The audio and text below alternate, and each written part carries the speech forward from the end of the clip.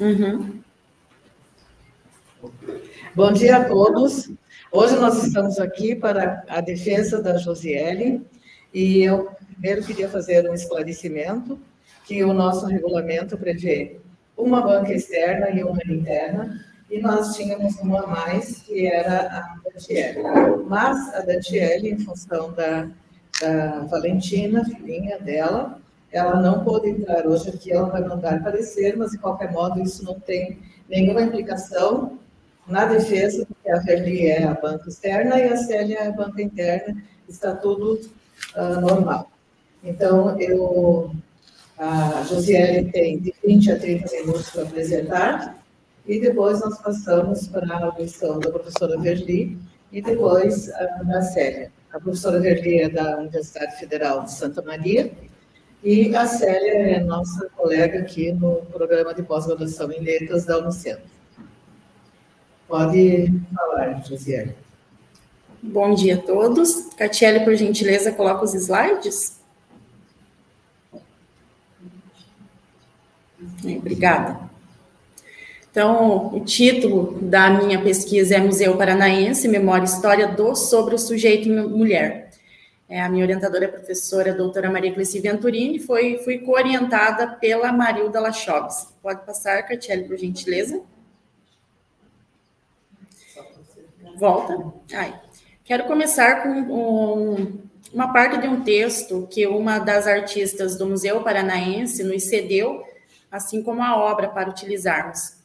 Então, é o tijolo deseja a casa, a fita de cetim é o contrato da promessa, o corpo cabisbaixo é o centro do mundo, sou feia é o mesmo que dizer que sou um monstro, ser um monstro é o mesmo que dizer que sou uma deusa, e carrego com calma um rosto de pedra na minha cara de mulher. As divindades habitam longe. À distância, nossos gritos são sussurros. E o eco das imagens soa como tijolos equilibrados. Fitas soltas aos nós, partes do corpo. Mova as ferramentas. Tijolo, fita e corpo. Embora os significados tenham sido abandonados, ainda é possível edificar e pesar, voar e prender, unir as partes e dançar. Então, inicio com essa fala justificando que nós damos visibilidade às mulheres no Museu Paranaense a partir da exposição Objeto Sujeito. E esse texto ele tem um entrelaçamento com a nossa justificativa, porque nosso objetivo é mostrar as lutas e os modos de resistência, sobrevivências contra uma ideologia patriarcal, que ainda se mantém e se reproduz, discursos, cujos efeitos de sentidos são de silenciamento, de inferiorização da mulher. Somado a isso, a nossa pesquisa contribui para o projeto Mulheres Paranaenses, que é coordenado pela professora Maria Cleci Venturini e apoiado pela Fundação Araucária, que trata da violência no espaço digital, no qual eu sou integrante. Também, nós olhamos para esse sujeito, para os modos como essas mulheres são significadas, o que nos permite refletir sobre os discursos acerca da mulher paranaense e para os modos como ela é significada ou não na história, considerando o silenciamento, apagamento e exclusão desses sujeitos do espaço público. Catiele, por gentileza. Então, as nossas discussões, elas tornam-se relevantes não na história, são histórias das mulheres no plural, não há uma história, são várias. E na medida em que produzimos diferentes saberes sobre essas mulheres, nós vemos as condições de produção, como destacado as lutas, as resistências para sobrevivência e conquistas que as atravessam e atravessaram e as constituem. Então, a análise dos processos discursivos, eles nos permitem dar visibilidade às práticas de dominação que precisam ser problematizadas e desnaturalizadas, debatidas dentro e fora da universidade. Para que seja possível mudar, transformar e romper com a desigualdade e a disparidade que ainda colocam as mulheres em lugares de inferioridade. Então, oportuniza destacar o silenciamento da mulher na história e no Museu Paranaense. Pode passar, Catiele. Então, nosso objeto de pesquisa, também quero justificar que para a qualificação nós tínhamos um objeto e mudamos. Era um texto literário, entretanto, mudamos para a exposição. Como eu coloquei na minha dissertação, na escrita, a minha escrita não foi sozinha, foi junto com a professora Maria Cleci, foi junto com a Marilda, e achamos melhor ver a exposição dentro do próprio museu, não a obra literária. E isso só foi possível porque essa pesquisa, ela se estende desde 2021, desde um pré-projeto, o projeto, então conhecemos bem o museu. E o nosso objeto de pesquisa, como disse, ele mudou, então são as narratividades sobre 7 mulheres e um homem no Museu Paranaense, especificamente na exposição Objeto Sujeito. E essas narratividades são de Francisca Pereira, Joaquina Correia Guimarães, mulheres retratadas por uma pintora que é a Iria Correia no início do século XX. É a primeira mulher artista no Paraná. E a obra intitulada Promessas da Casa, que é um autorretrato de Clara Moreira, na qual a artista está nua. E a obra Ouro por Espelho, que é uma selfie de uma mulher negra indígena, produzida por Larissa Machado, e o quadro de Dom João VI, e 2 fotografias do próprio acervo do Museu Paranaense, nomeadas como trabalhadoras da fábrica de erva mate Tibagi. E aí, somado a isso, abaixo das imagens, as sequências discursivas que explicam, vão falar um pouco sobre a exposição e sobre as artistas, das quais nós fizemos análise. Pode passar, Catiele. Então, a nossa questão de pesquisa é como o Museu Paranaense dá visibilidade ao sujeito mulher na exposição objeto-sujeito, e se os discursos que circulam no e pelo museu reproduzem ou transformam sentidos já sedimentados sobre a mulher na história da instituição. Pode passar. E o nosso objetivo geral foi constituir o arquivo e compreender pela noção de memória e seus funcionamentos, bem como o modo como o museu dá visibilidade a essa mulher, a discursiviza e significa a mulher hoje na história do Paraná. Pode passar. Os nossos objetivos específicos foram analisar a relação entre memória e história, compreendendo os discursos que sustentam o Museu Paranaense e as memórias construídas em torno do sujeito mulher em dadas condições de produção. Identificar as repetibilidades e as rupturas nos discursos sobre as mulheres paranaenses no e pelo museu, buscando os efeitos de sentidos do que se repete ou não.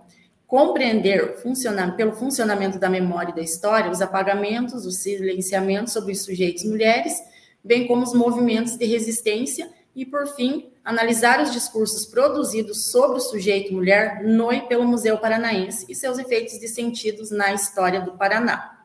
Pode passar. Então, um dispositivo teórico e metodológico que ancora as nossas análises foram formulados por Michel Pechet e retomado em solo brasileiro por Eni Orlandi. E outros pesquisadores a partir do legado do Pechet, que fizeram avançar a teoria no Brasil.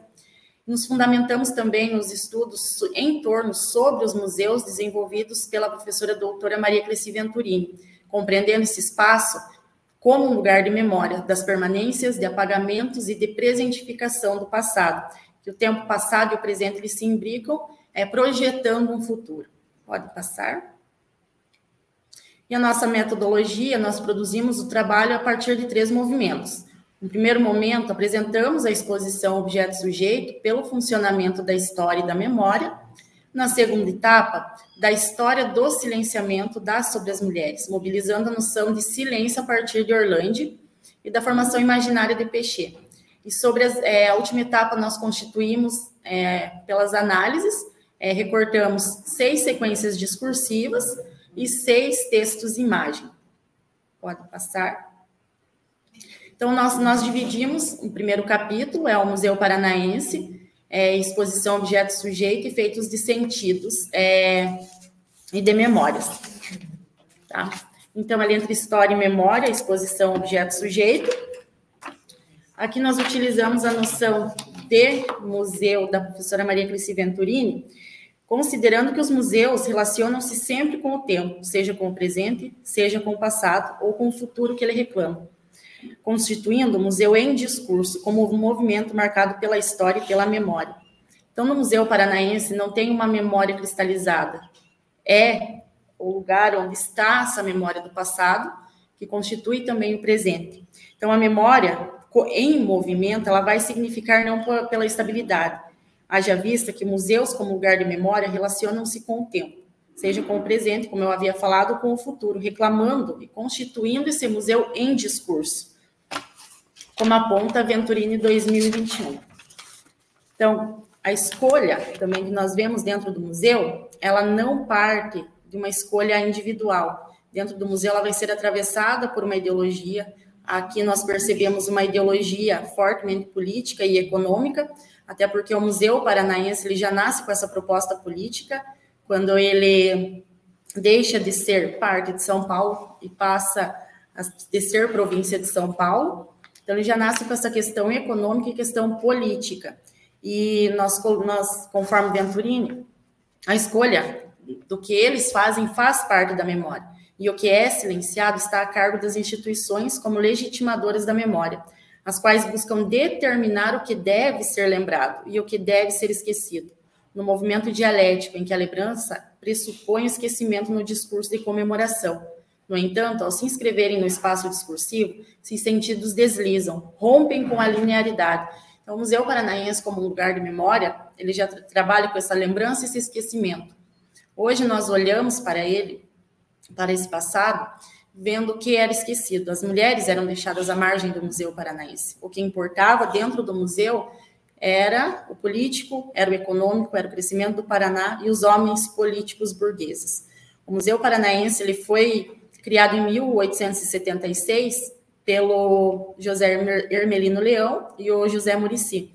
Agostinho Hermelino Leão e José Muricy. Então, já vem com essa proposta econômica para que o Paraná se consolidasse e tivesse um local que ele pudesse colocar os produtos do Paraná para serem expostos. Então, é muito forte a questão econômica e os discursos políticos dentro do próprio museu. Aí nós passamos para as condições de produção do Museu Paranaense. Dentro do Museu Paranaense não há um museu, mas vários museus. Ali eu pulei entre História e Memória, Exposição Objeto Sujeito. Vou retornar a ela ali antes de eu passar para as condições de produção. Então, o museu, essa exposição, ela surgiu no final do ano passado. Eu fui fazer a visita este ano. E ela tem uma proposta que é a questão colocar passado e o presente frente a frente, para esse embate problematizar as mulheres que foram deixadas à margem do Museu Paranaense. Aqui nós vamos ver essa memória não como uma memória individual, assim como a Severa preconiza, Peixe, uma memória que retorna, que vai retornar e vai fazer esse embate no presente, na linearidade do dizer. E aqui consideramos também a história, não como uma história não uma história enquanto disciplina, mas que constitui historicidade.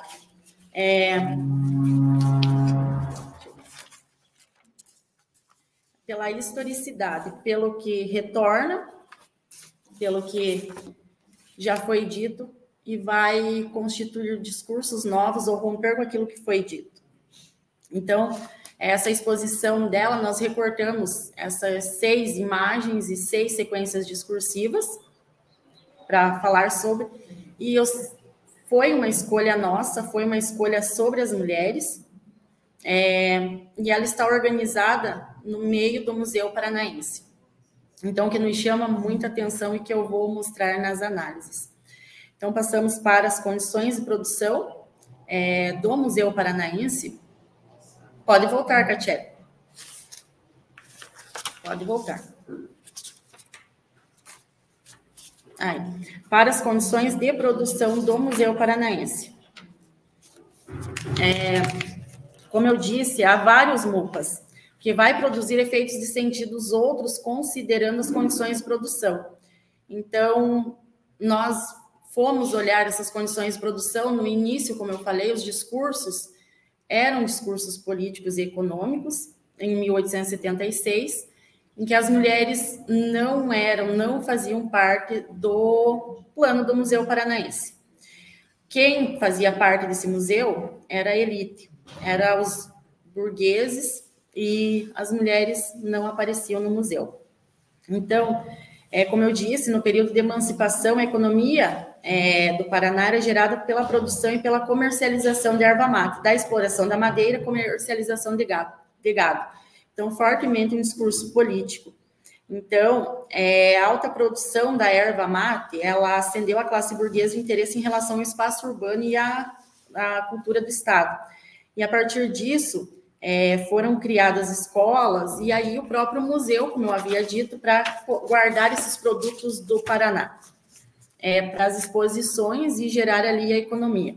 Então, o museu ele foi se tornando um dinâmico polo de eventos culturais na capital, funcionando, conforme Vieira Carneiro Júnior, como uma vitrine do que era o Paraná.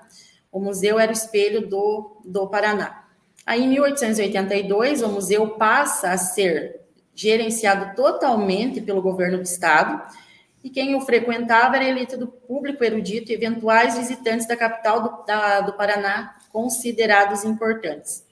Já nas condições de produção de 1902 a 1928, o deputado Romário Martins ele assumiu a posição sujeito, diretor da instituição, e ele exaltava muitos valores locais e o desenvolvimento de uma simbologia em elementos nativos, elementos do Paraná.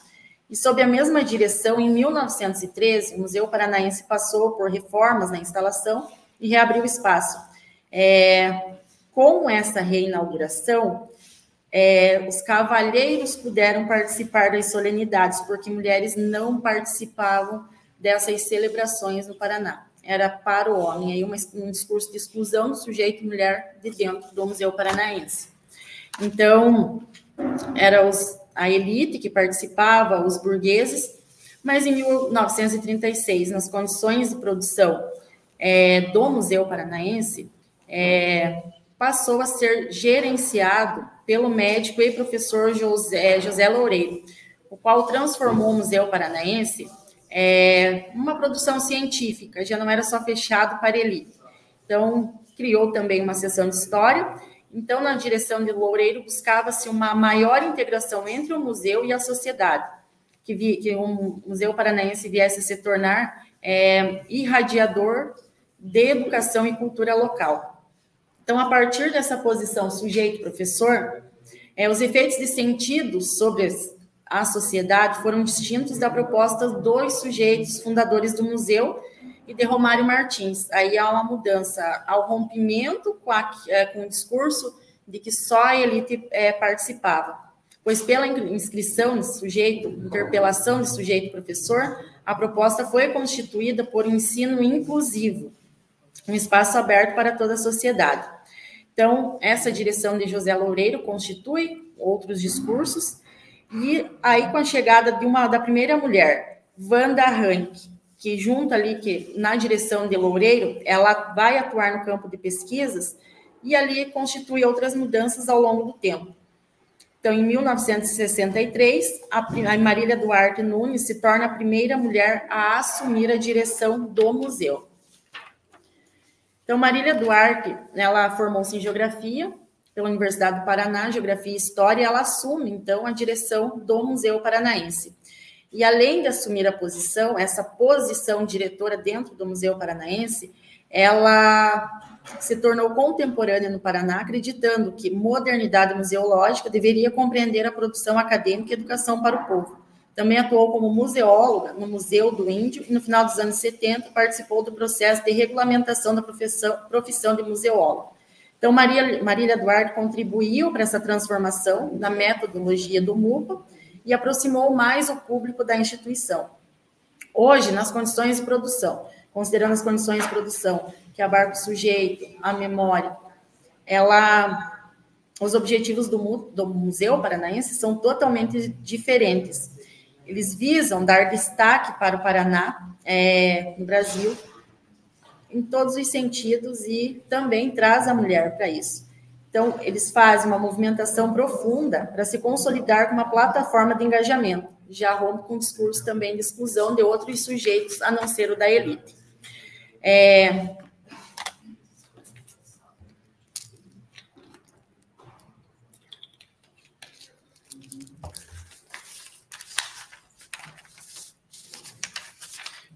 Além disso, outra questão que nos chamou muita atenção nessa exposição é que a exposição objeto-sujeito, diferente das outras, ela trouxe uma questão muito interessante, que é a questão do gênero, ver essa desigualdade de gênero, ela propõe isso. E nós, a partir de John Scott e Judith Butler, nós trazemos a noção de gênero como a Scott conceitua como elemento constitutivo das relações baseadas nas diferenças percebidas entre os sexos. Pode passar, Catiele, ali eu já falei. Aí no capítulo 2, nós trazemos as invisibilidades por uma história das mulheres. Aí começamos com discursivizando o gênero, que é o 2.1. Então, nós trazemos a Scott, como eu disse, e a Butler, para falar sobre o gênero, pensando a desigualdade de gênero. Então, a Scott, ela conceitua o gênero como esse elemento constitutivo das relações sociais, baseadas nas diferenças percebidas entre os sexos, e o gênero como uma forma primária de dar significado às relações de poder. Então, o gênero aqui, nós entendemos que se constitui pela produção produzidas historicamente sobre o feminino e o masculino. Então, vale destacar, como salienta Pedro, para Scott, a história ela era ela mesma responsável pela produção sobre essa diferença sexual, e não há neutralidade na narrativa histórica. Então, nós vemos essa construção do gênero, olhamos para eles a partir das condições de produção, como o gênero foi constituído historicamente, a desigualdade de gênero, considerando também que não é só uma diferença entre homem e mulher, mas também como as diferentes mulheres, o gênero das diferentes mulheres foram discursivizados durante o tempo. E não há diferença só entre homem e mulher, como eu falei, mas também entre as próprias mulheres, a história das mulheres brancas, a história das mulheres indígenas, a história das mulheres negras. Então, a partir disso, podemos compreender que o gênero, enquanto construção histórica a partir da Scott, não é fixo e nem natural. E a partir das discussões de Scott, Machado, 2006, trata do conceito de gênero na escrita feminina e masculina pelo funcionamento discursivo, a partir das condições de produção, considerando algumas questões históricas, políticas e religiosas, que ao longo do tempo têm sido perpetradas, conforme Machado, 2006, no que diz respeito ao gênero. Então, nós compreendemos o gênero, a partir da análise de discurso, a partir dessa observação da construção do feminino e do masculino em dadas condições de produção. E como esses discursos, eles determinaram lugares e posições para os sujeitos homens e para os sujeitos mulheres. Aí vamos para outra pesquisadora, que é a Butler, que conceitua o gênero como performativo, como prática reiterativa e citacional pela qual o discurso produz os efeitos que ele nomeia. Então, a performatividade para Butler, ela não é um ato em que o sujeito traz à existência aquilo que nomeia, mas como poder reiterativo do discurso para produzir esses fenômenos que ele regula. E a partir de Bosch, Garcia, Pereira e Poltronieri, Lozano e Souza, o gênero, enquanto performance, vai produzir sentidos aos sujeitos e aos seus corpos. Não é nenhum conjunto escrito no corpo, de significados culturais, nem interpretação de um corpo sexuado, mas um conjunto de normas instituídas, mantidas e repetidas sobre o corpo. Então, a partir de Zopf, Fontana e Ferrari, nós compreendemos que essas normas, elas são constituídas discursivamente, e os sujeitos, a partir da formação discursiva que estão inscritos, eles podem se identificar, desidentificar ou contra-identificar com tal gênero. Então, nós passamos para 2.2, que é as formas de silenciamento e apagamento sobre o sujeito mulher no Paraná, no século XIX e século XX. Paraná, no Museu Paranaense, no início, ele era muito ligado fortemente e reproduzia um discurso filosófico que era o do positivismo. Nas condições de produção, então, do Museu Paranaense, até ali mais ou menos a direção de Romário Martins, a instituição tinha esses princípios positivistas. Aí nós trazemos o positivismo como sistema filosófico, né, que parte de uma proposta de reforma social, que conciliava elementos conservadores como a ordem e o progresso. Então, para a construção da ordem e do progresso, a república seria a continuidade da família, a mátria, ao invés da pátria, a exaltação do papel da mulher na sociedade.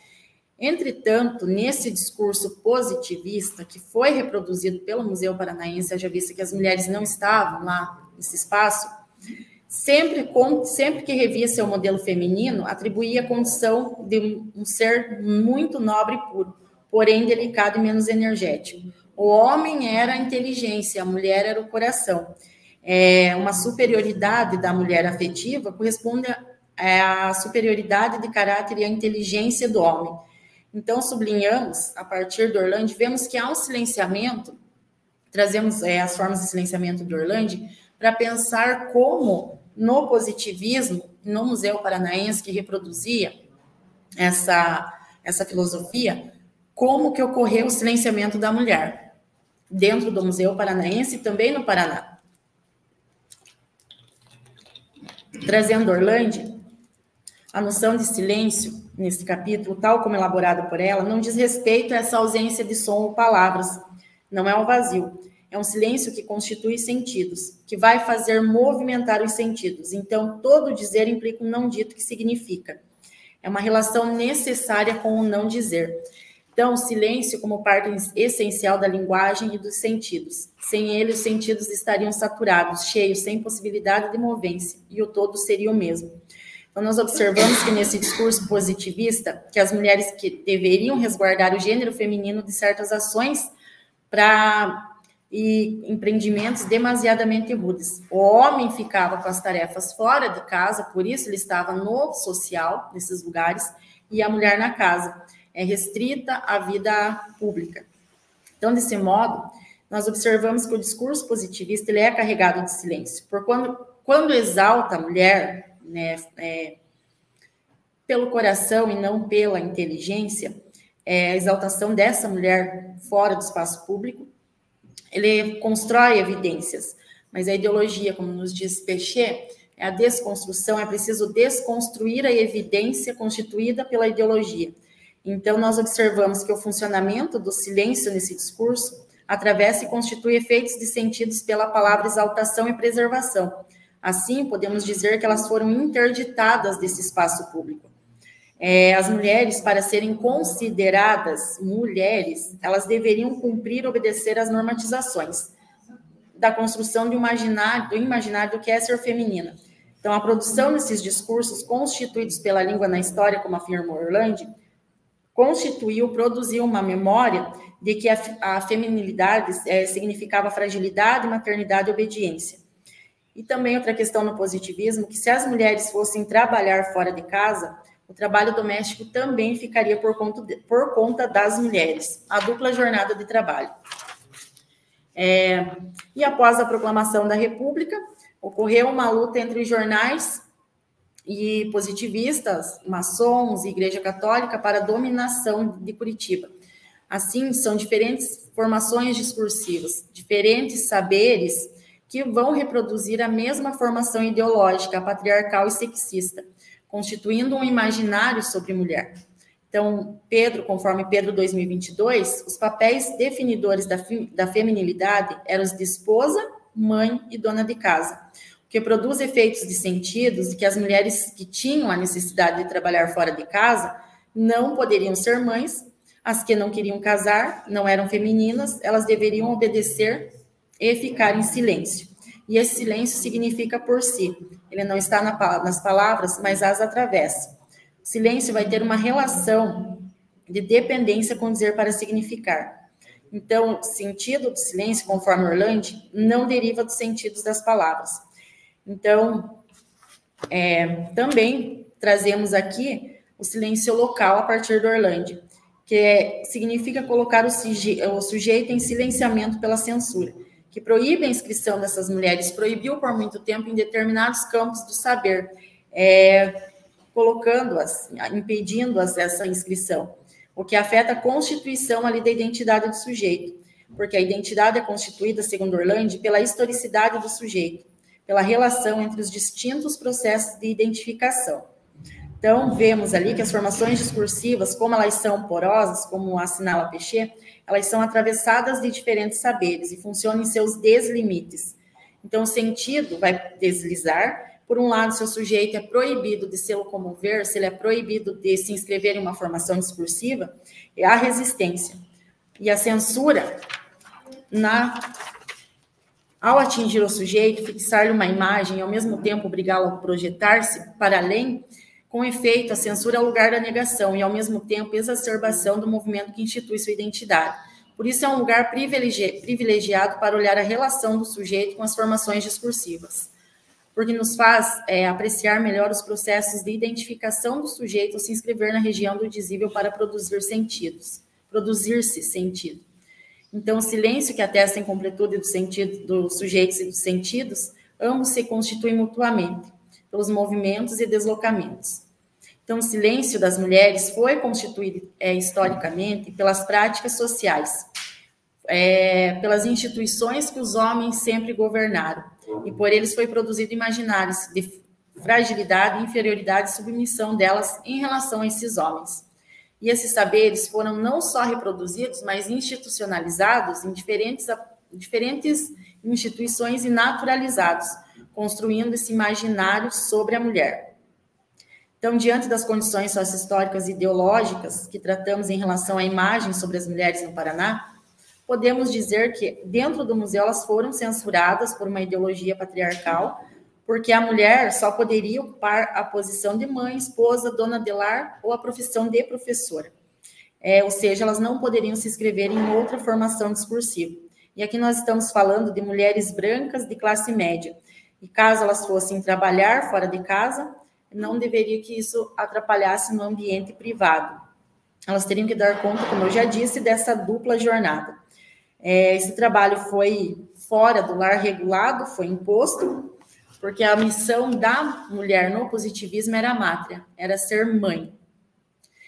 Entretanto, é preciso desconstruir também essa evidência de que as mulheres poderiam escolher se queriam ou não ficar em casa, pois quando trata de outro grupo de mulheres, dessas histórias de mulheres no plural, tem que compreender que a interdição sobre o trabalho fora de casa, nas condições de produção mencionadas, dizem respeito às mulheres brancas. As outras mulheres que precisavam trabalhar já resistiam a todos esses discursos, já rompiam, se desidentificavam com essa formação discursiva que fazia com que elas ficassem só em casa.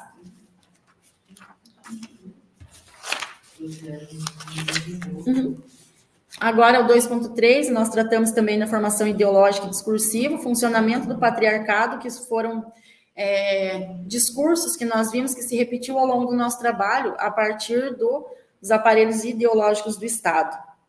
Então, a ideologia sexista, ela é constituída por uma estrutura de poder, distribuição e muito desigual em relação às mulheres. Então, as primeiras profissões, como eu disse, para as mulheres eram professoras, e o patriarcado se constitui pela dominação e pela exploração, conforme Safiotti. Então, a partir de Peixe, nós vemos, e de Althusser, que os aparelhos ideológicos do Estado, a sociedade funciona a partir desses aparelhos ideológicos. Então, seja quais forem, conforme Althusser, eles concorrem para o mesmo resultado, para a reprodução das relações de produção. Então, nós observamos e compreendemos que no Paraná, os aparelhos ideológicos do Estado reproduziram essa dominação. Foram o escolar, o ensino para meninos e meninas era diferenciado, eles eram separados pelo sexo, e pelo aparelho ideológico político, o positivista, impondo lugares que as mulheres deveriam ocupar. Já no aparelho ideológico religioso, a Igreja Católica havia uma cultura de preservação da estrutura patriarcal da família, alegando as diferenças entre homem e mulher. Então, as mulheres em casa e as mulheres no ambiente público.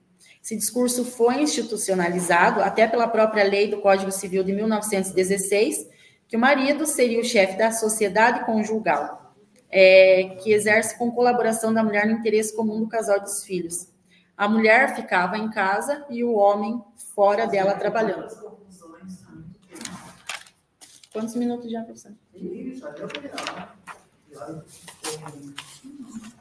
Pode passar, Katia. Você só fala rapidamente, sem sim, das minhas análises. Então, aqui nós vemos a narrativização da exposição objetos, sujeitos, efeitos e sentidos. Pode passar, Katia. Aqui, a sequência discursiva, nós vemos a pintora Iria Correia. As três mulheres na exposição, colocamos a Clara, a Iria, a Francisca e a Joaquina, que repete da Joaquina e da Francisca a repetibilidade do discurso da mulher enquanto aquela mulher que fica em casa ali, só que o foco é sobre Iria Correia, que vai romper com o discurso, com a memória, porque ela é a primeira artista do Paraná. Pode passar. Aqui também há o rompimento com as fotografias, porque na fotografia de Clara Moreira, ela está nua. Então, essa memória também se rompe. Pode passar, Catiele. Aqui, como eu já falei, pode passar. Então, os efeitos de mudança sobre o MUPA, pode passar.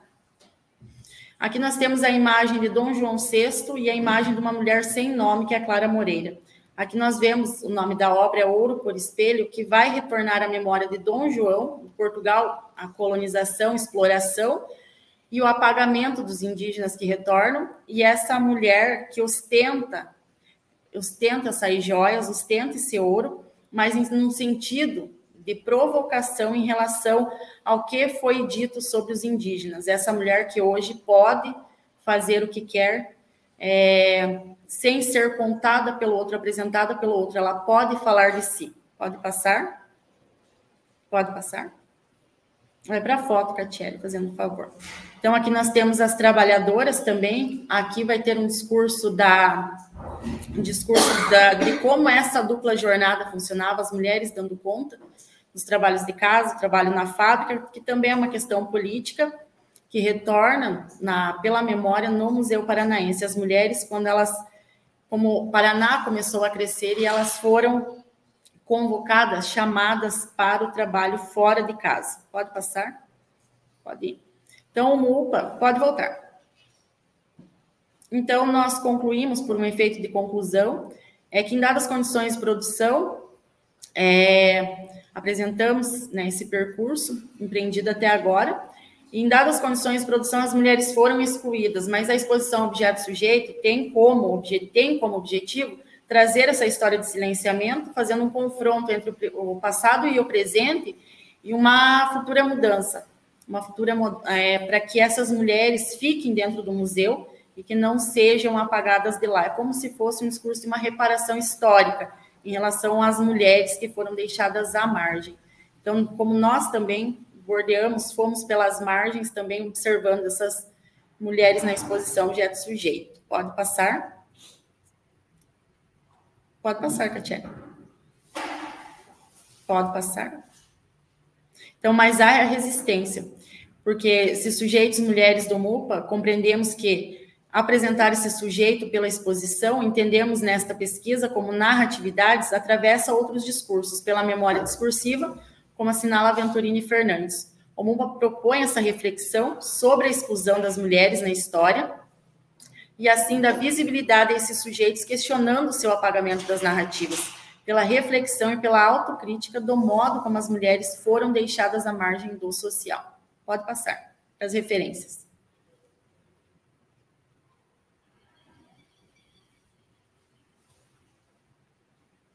Está ouvindo, Catiele?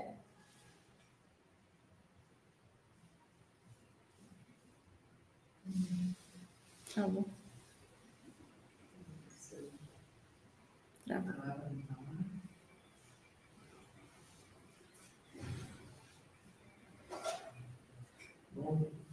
Então, deu uma travada, a Catiele não nos ouve, mas eu finalizo por aqui agradecendo a professora Verli, a professora Maria Cleci, a professora Célia, que está conosco, e muito obrigada a todos.